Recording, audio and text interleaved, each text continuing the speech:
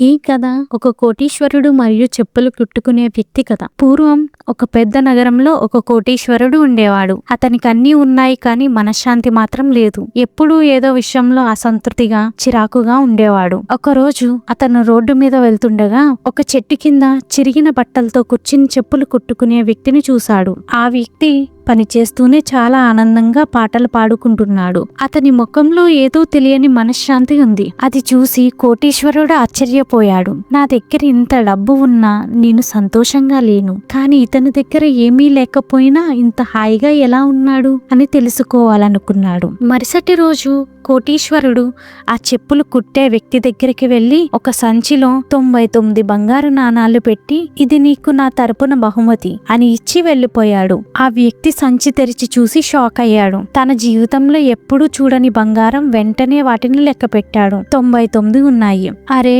ఇంకొకటి ఉంటే 100 అయ్యేవి కదా అని అనుకున్నాడు. ఆ ఒక్క నాణం కోసం అతనిలో ఆశ మొదలైంది. ఆ రోజు నుంచి అతను పాటలు పాడడం మానేశాడు. తిండి నిద్ర మానేసి రాత్రి పగలు కష్టపడడం మొదలు పెట్టాడు. ఎలాగైనా ఆ 100వ నాణం సంపాదించాలని పిచ్చోడిలా మారిపోయాడు. అతని ముఖంలో ఉన్న మనశ్శాంతంతా మాయమైపోయింది. కొన్ని రోజుల తర్వాత కోటీశ్వరుడు మళ్ళీ వచ్చాడు. ఇప్పుడు ఆ చెప్పులు కుట్టే వ్యక్తి మొహంలో చిరాకు, అలసట కనిపించాయి. అప్పుడు కోటీశ్వరుడికి అర్థమైంది, సంతోషం అనేది మనం సంపాదించే వస్తువుల్లో లేదు, మనం ఉన్న దాంతో సంతృప్తి పడడంలో ఉంది.